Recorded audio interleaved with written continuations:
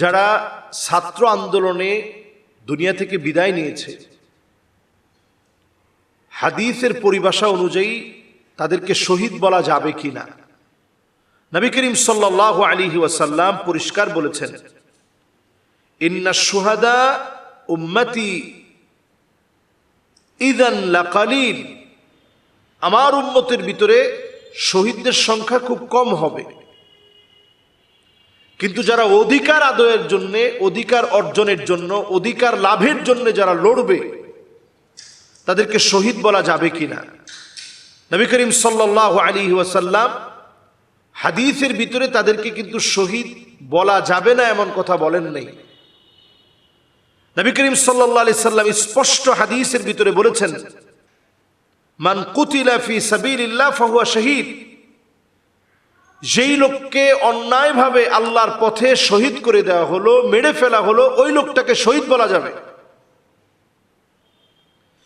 পেটের পীড়ায় যে মারা যাবে তাকে শহীদ বলা যাবে, পেটের পীড়ায় যে মারা যাবে তাকে শহীদ বলা যাবে। বাচ্চা প্রসব করতে গিয়ে যদি কোনো মহিলা মারা যায়, ওই মহিলাকে শহীদ বলা যাবে। এরপর শহীদ কারা? কোন বিল্ডিং এর চাপায় পড়ে যদি কেউ মারা যায় তাহলে ওই লোকটাকে শহীদ বলা যাবে। আগুনে পুড়ে যদি কেউ মারা যায় ওই লোকটাকে শহীদ বলা যায়। যদি কেউ পানিতে ডুবে মারা যায়, পানিতে, ওই লোকটাকেও শহীদ বলা যায়। এই ক্যাটাগরিগুলি শহীদদের, এই ক্যাটাগরিগুলোর পাশাপাশি নবী সাল্লাল্লাহু আলাইহি সাল্লাম হাদিসের ভিতরে বলেছেন, ওমান মাতা ফি সাবিলিল্লাহ ফাহুয়া শহীদ, ওমান মাতা ফি তাউন ফি শহীদ। করোনায় যদি কোনো ব্যক্তি মারা যায়, অথবা যদি আরো কোনো নতুন কোনো মহামারী এই পৃথিবীতে দেখা দেয়, এরকম যদি কোনো মহামারীতে কেউ মারা যায় তাহলে তাকেও শহীদ বলা যাবে। এরপর নবী সাল্লাল্লাহু আলাইহি সাল্লাম হাদিসের মধ্যে পরিষ্কার বলেছেন, ওমান কুতিলা দুনা আহলিহি ফাহুয়া শহীদ। এরপর নবী সাল্লাল্লাহু আলাইহি সাল্লাম বলছেন, ওমান কুতিলা দুনা দীনিহি ফাহুয়া শহীদ। পরিবারের পক্ষে লড়তে গিয়ে, হক এবং নিজের পরিবারের অধিকার আদায় করার জন্য, নিজের অধিকার আদায় করার জন্য কেউ যদি লড়তে গিয়ে মারা যায়, ওই ব্যক্তিকে শহীদ বলা যাবে। নবীজি সাল্লাল্লাহু আলাইহি সাল্লাম এরপরে বলছেন, ওমান কুতিলা দুনা দামিহি ফাহুয়া শহীদ। এবং ওই ব্যক্তিকে শহীদ বলা যাবে যে রক্তপাত ঘটাতে যায় নাই,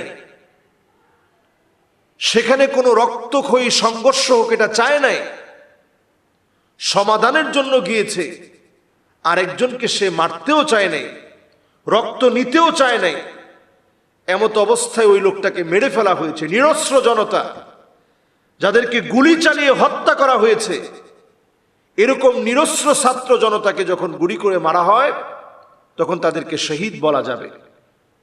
এই শহীদ বলাটার চাইতে আমরা আল্লাহর কাছে বেশি দাবি করি, আল্লাহর কাছে কামনা করি, আল্লাহর কাছে দোয়া করি। নবীজি সাল্লাল্লাহু আলাইহি সাল্লাম বলেছেন, ইউতি শহীদ সিত্তা খিসালিন ইনদা আউয়ালি কাতরাতিন মিন দামিহি।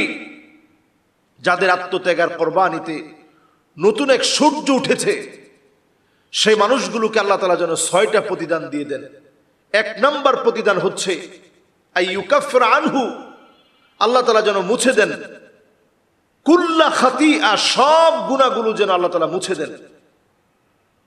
ওয়ুরা মাকআদাহু ফিল জান্নাহ, জান্নাতে যেন আল্লাহ তাআলা তাদেরকে যেই প্রতিদান পাবে সেটা আল্লাহ তাআলা শহীদদেরকে দেখাতে থাকেন, এই যে তোমার জান্নাতের প্রতিদান। ওয়ুযাওয়াজু মাআ হুরিল আইন, ডাগর ডাগর চক্ষু বিশিষ্ট নারীদের সঙ্গে আল্লাহ রাব্বুল আলামিন হুরদের সঙ্গে বিবাহের ব্যবস্থা করবেন।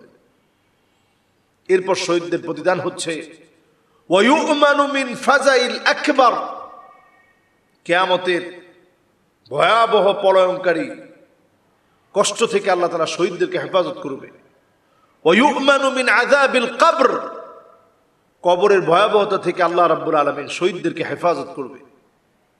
এবং শহীদদেরকে আল্লাহ রাব্বুল আলামিন সেদিন দাঁড় করাবেন তার ওই ড্রেসটা সহ। আমাদের এই ছাত্র আন্দোলনে যারা চলে গেলেন, নিরপরাধ ছাত্রদের উপরে গুলি চালানো হলো, যদি আল্লাহ রাব্বুল আলামিন তাদের শাহাদাত কবুল করেন, এই ড্রেসে আল্লাহ তাআলা উঠাবেন। শহীদ সেদিন রক্ত মাখা ড্রেস সহ আল্লাহর সামনে দাঁড়িয়ে বলবে, আয় আল্লাহ তাআলা, কোন কারণে ওয়ায়ুহাল্লা হুল্লাতাল ঈমান, ঈমানের রক্ত পরা এই ড্রেস নিয়ে দাঁড়িয়ে যাবে, আল্লাহ কোন কারণে সেদিন আমাকে মারা হয়েছিল, কোন অপরাধে সেদিন আমাকে শহীদ করা হয়েছিল, সেদিন জালেমদের কাছ থেকে শহীদ প্রতিশোধ আদায় করে নেবে। এজন্য আমাদের এই মুক্তিকামী ছাত্র জনতা যে আন্দোলনের মধ্য দিয়ে আমরা নতুন একটা ইতিহাস তাদের দ্বারা পেয়েছি, সেই শহীদদেরকে আমরা স্মরণ করব দোয়ার মধ্য দিয়ে।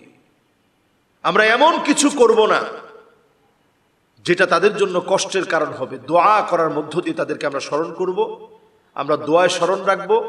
এবং আমরা এখনই দেখতে পাচ্ছি সবাই তাদেরকে দোয়ায় স্মরণ রাখছে, দোয়ায় স্মরণ করছে। এটাই তাদের জন্য সবচেয়ে বড় প্রাপ্য। আমরা এই উজ্জীবিত যুবকগুলোকে আমরা স্মরণে রাখবো দোয়ার মধ্য দিয়ে, ইবাদত বন্দি করে তাদের জন্য দোয়া করব। আল্লাহ তাআলা তৌফিক দান করুক। আসসালামু আলাইকুম ওয়া রাহমাতুল্লাহি ওয়া বারাকাতুহু।